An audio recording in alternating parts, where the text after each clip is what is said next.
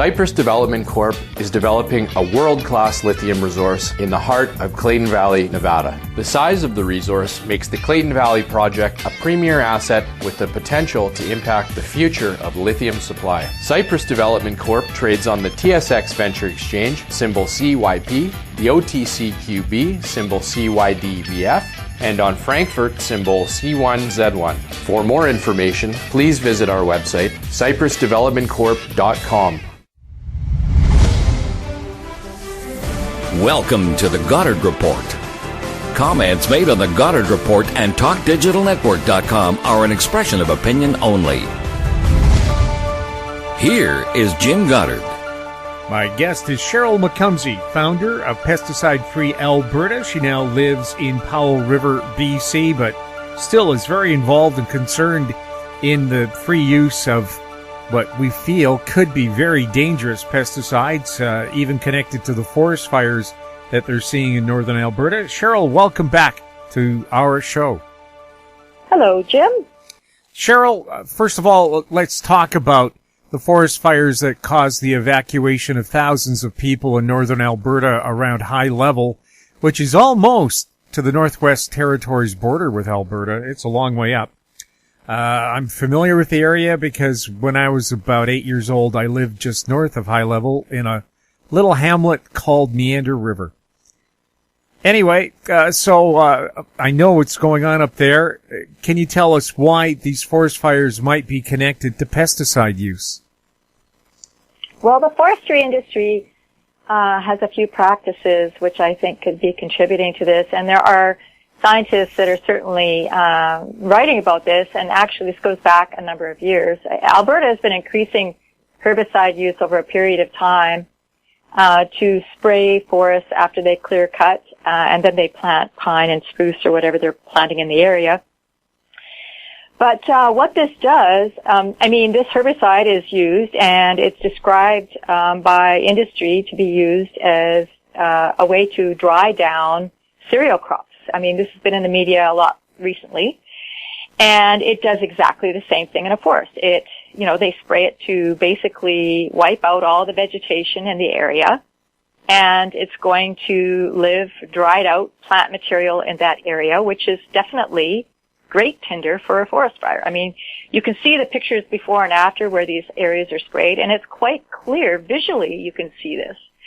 But because it's become such more widely used in Alberta recently, I would say it's definitely a concern. Another thing is that studies show that the diversity in forests is really important. Aspen is any forest fire fighter can tell you that aspen, when it's leafed out, or even when it's not leafed out, will slow down or even stop a forest fire in its tracks. So leaving these other trees in your forest is a protective measure to prevent fires from spreading. They say in these studies that these trees are 840% more resistant to fires. That's a huge number. So by plantations, a monoculture of one kind of tree, you are presenting a fire risk that's quite clear. It's hard to deny it. The spin around this is quite incredible, but really it's rather clear. So, there's other things, of course, that contribute to forest fires, but this one is something we could stop right now, today. They banned this practice in Quebec a number of years ago, and they're seeing an increase of wildlife in those areas. And areas in Canada where this has been going on, we're seeing dramatic declines of wildlife because we're basically wiping out the food for these animals. So there's multiple negative impacts from doing this, and I don't think we should be allowing it. Well, it almost sounds like they should be planting grids of aspen around other forests just to contain forest fires. Or leave it as it was, the succession of plants coming back into an area where a fire has been, for example. There's a succession of trees and plant material that starts to fill in an area where there's been a fire. Maybe we should leave some of those things alone instead of removing those trees. I can't speak to this broadly at this point. I'd have to do more research on it. But from what I have heard as well, that the type of trees that we pull out of a forest where there is mixed vegetation or mixed trees in those forests are of a superior quality of wood. So I really am wondering why this has been promoted and who's promoting it and why we're teaching to do this now in our universities. It doesn't make any sense. Sheryl, you were scheduled to speak in Edmonton, I think, before some official body about their use of a risky chemical to control mosquitoes. Can you tell us about that? Well, Edmonton has been the only municipality since 2003, according to federal documentation, to be using chlorpyrifos for mosquito control. Winnipeg was still using it up until 2014 when they sold their product to Edmonton, declaring that this doesn't work well. It kills all the predators to mosquitoes, and mosquitoes become resistant to it. So Edmonton has been spraying this, although city employees have been saying for years they're going to discontinue using it. They kept using it. It became apparent to me when a woman outside of Edmonton was concerned about helicopters spraying this chemical over her property. It is incredibly toxic and persistent. It's 700 times more toxic than malathion. Breakdown products of chlorpyrifos are 10 to 100 times more toxic than chlorpyrifos itself. So even when it breaks down, it's still incredibly harmful. And it's designed to inhibit acetylcholinesterase in the body. It's designed to damage the nervous system of insects, and in the same way, it harms us. And there are thousands of studies showing how harmful this is to children. There were a lot of documentations of severe birth defects in the U.S. when it was still available for the public to use in their own yard at one time. But it's incredible that Edmonton has sprayed this inside city limits against recommendations of Health Canada, sprayed it in a park, which is against federal regulation, and have basically told us in a meeting back in 2014 that they could not tell us where they were spraying it because of privacy reasons, which is absolutely ridiculous.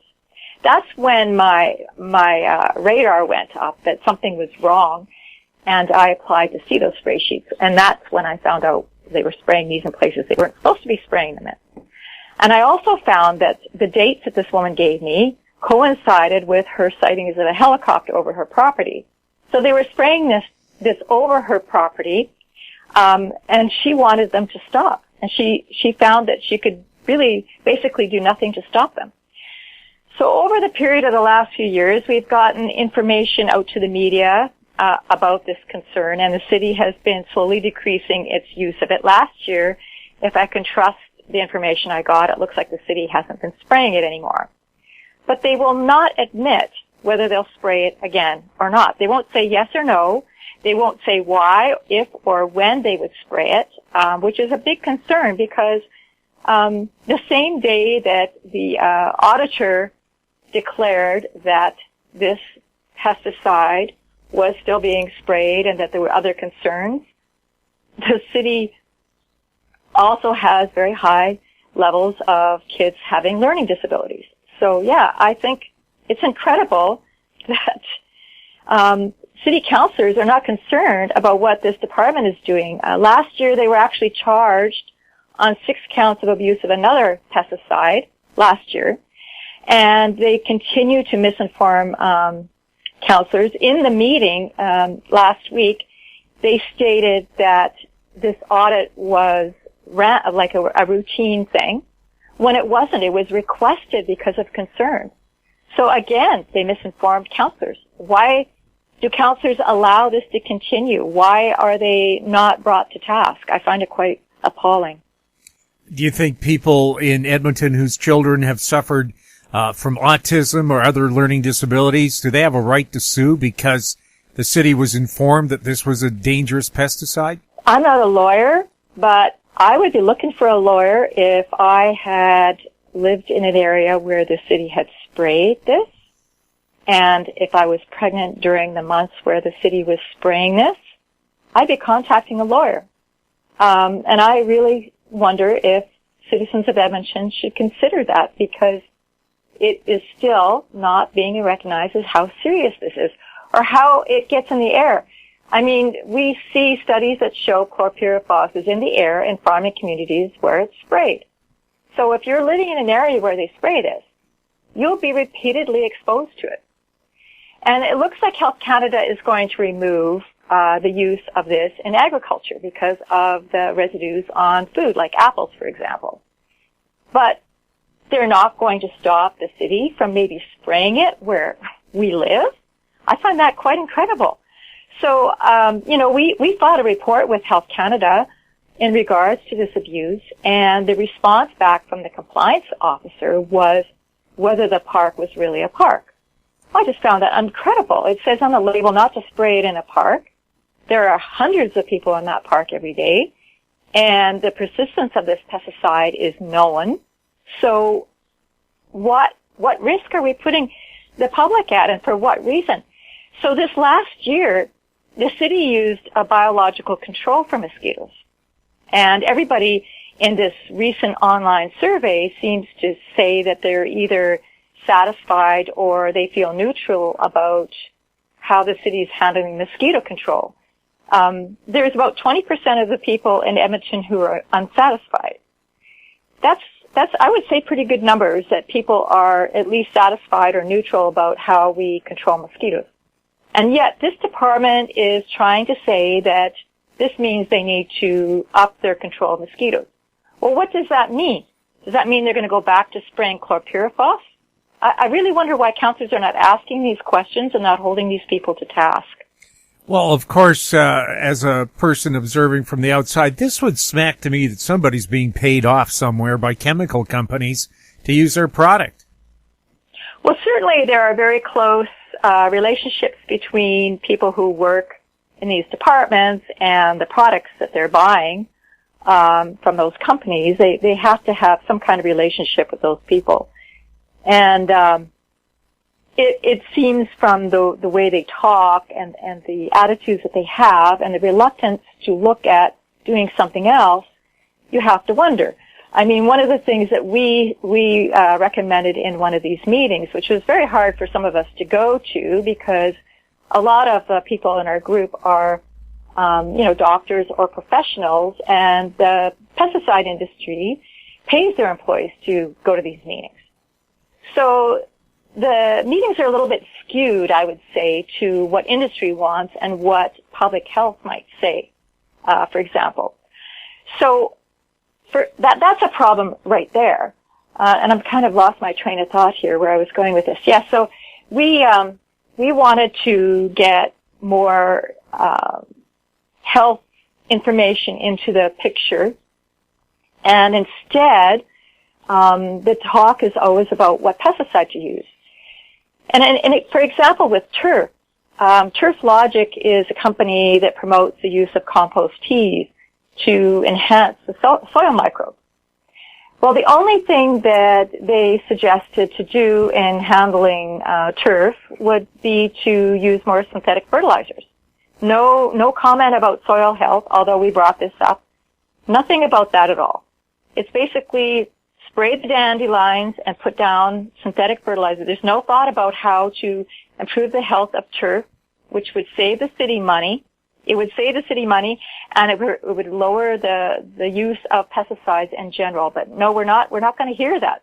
So I wonder why they don't want to hear this, and why they do not share this information with councillors. Has Edmonton seen a huge spike in autism that may be linked to this increased use of pesticide? Absolutely, they have. Yes, it's really interesting you asked that question, because on the same day that the auditor was doing a presentation, there was a story in the Edmonton Journal that said Edmonton public schools had seen an increase of autism spectrum disorder by a factor of 6.5 in a 13-year time frame, and that the schools were exploding with students who are having these concerns. Now, this is just, it's a burden for everyone.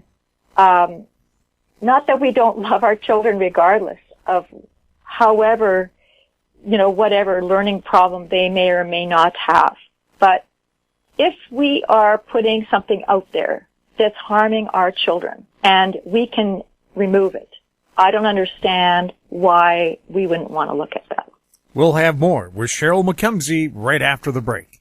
Avon Resources Limited is a gold exploration company with significant projects in British Columbia and the Yukon, trading on the TSX Venture Exchange, symbol ABN, and the OTCQB, symbol ABNAF. Surrounded by world-class gold deposits and mines, Avon's 23,000 hectares Forest Kerr Gold Project is located in the heart of the Golden Triangle in northwestern BC. For more information, visit us at avonresources.com.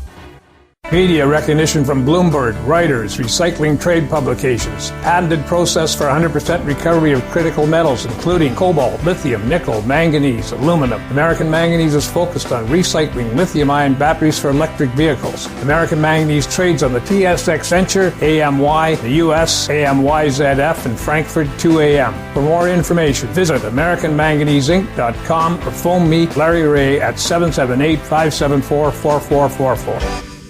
Welcome back. We're speaking with Sheryl McCumsey. Sheryl, is the BC government aware of health risks from pesticides? Well, I did see a story, I believe from last year, where some groups were trying to bring to the BC government attention that the CN was using herbicides and were not following provincial rules. So I don't know if people are even thinking about health issues if they're not worried about people following the rules. This has to do with getting your pesticide a little too close to water, for example, that kind of thing, and what happens when that goes into the water, the damage it does. So, I mean, CN could be using steam to address weeds along the railway. So, I mean, there's always going to be alternatives to these things. This is a thing that's kind of remarkable. And so somebody was trying to bring that to the BC government's attention.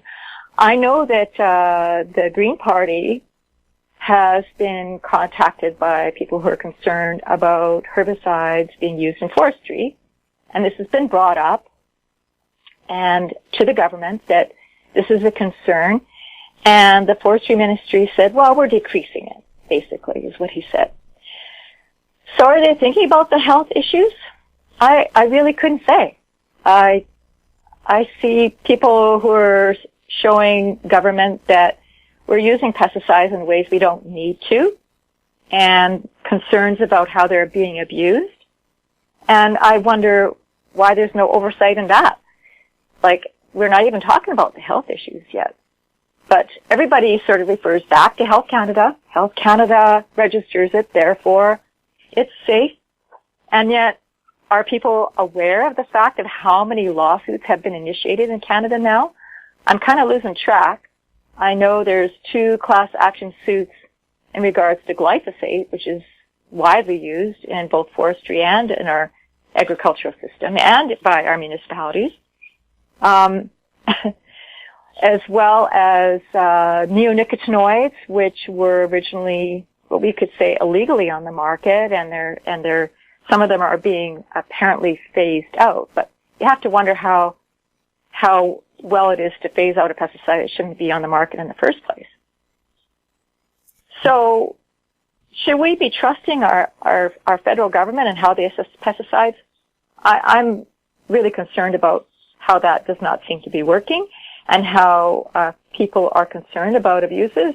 Who do they go to, and how do they get that addressed, let alone the health impacts? I don't think they're being addressed, but I couldn't say for sure. Is the BC government lining up to sue pesticide makers? I don't see any of that going on. I haven't really looked in depth, but I haven't seen anything in the media about that, unless I've missed that. No, I don't think so. I think it's coming from individuals, like in the case of these lawsuits, it's coming from environmental groups, and it's coming from indigenous groups, and it's coming from farmers. It's not coming from bee keepers in Ontario, for example, who've lost their bees. It's not coming from the government. It's people suing government, basically. We'll have more with Sheryl McCumsey right after this. Hi, I'm Douglas Mason, President and CEO of Rainy Mountain Royalty Corp., RMO, on the TSX Venture Exchange. Rainy Mountain Royalty Corp. is a Canadian-based mineral exploration project generator. The company currently holds multiple property interests in Ontario with joint venture partners and is seeking further joint venture partners for other drill-ready properties in our portfolio. For more information, please visit our website at rmroyalty.com or call me at 604-922-2030.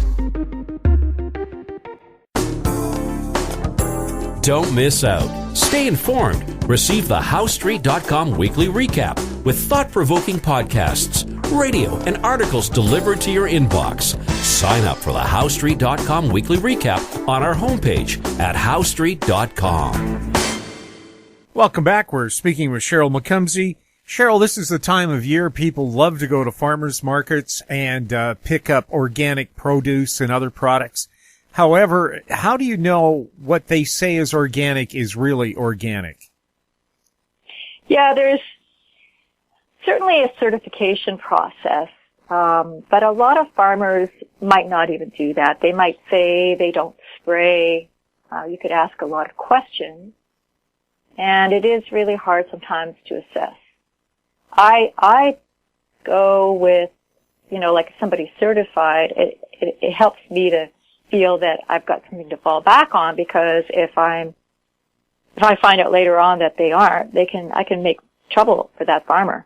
So most farmers are not going to lie about it. If they're certified, it's something they're saying that they pay for. They pay for that certification. If they aren't certified, I kind of feel it out as to whether that farmer is interested in having me visit them. And if a farmer's like, yeah, open arms, come and see me at my farm anytime, that's a pretty good indication that you can trust them, I would say. I mean, that's really how I kind of gauge it a lot of the time. And I would go and see the farmer. I think it's a good thing to do. I think if you have the time to go and visit a farmer, go to their farm and see what they're doing. It's the connection there that's important, and I think a lot of farmers really welcome people to see what they're actually doing on their farm. They work hard. I mean, I know some of them, they work really long days, and they deserve respect, and they want to show you what they're doing. If they're not that interested, then maybe that's not where you want to buy your stuff from, I've been talking to a lot of farmers. I have a lot of respect for them. Some of them might not use pesticides and still use other things that I'm not keen on, but there's certainly levels of good and bad when it comes to what we use. So synthetic fertilizers are also a concern, both health-wise and environmental-wise. But pesticides in general, you can just start asking questions, and if you're friendly and they're friendly, that's where I would make my decisions. Sheryl, where can people go to get more information about how to find food that it hasn't been inundated with all kinds of nasty chemicals, or address their concerns about it? Well, yeah, I guess you could go to, each province has its own organic association, and they have a list of farmers. And then a lot of areas also have, farmers from their area, like, for instance, here in Powell River, there is a list of farmers that you can get. And it might not say whether they're organic or not, but, I just do my own work in that way. And so I don't know about a website so much. I mean, there's websites for different areas. And that's where I would start. I would start maybe with the BC organic growers. And then, farmers markets are another, source for each area. It has one. That's a good start. And then there's probably other things too, like other groups and so on that you could go to, but that's where I would start. Sheryl, thank you so much for chatting with us. You're welcome. Thank you. My guest has been Sheryl McCumsey, founder of PesticideFreeAlberta.org. She was speaking to us from Powell River, BC. If you have any questions for Sheryl or any of our other guests, you can send them to info@housestreet.com. I'm Jim Goddard. Thank you for listening. Comments made on the Goddard Report and TalkDigitalNetwork.com are an expression of opinion only. The Goddard Report is available online and mobile at TalkDigitalNetwork.com. The Goddard Report is a production of House Street Media Incorporated.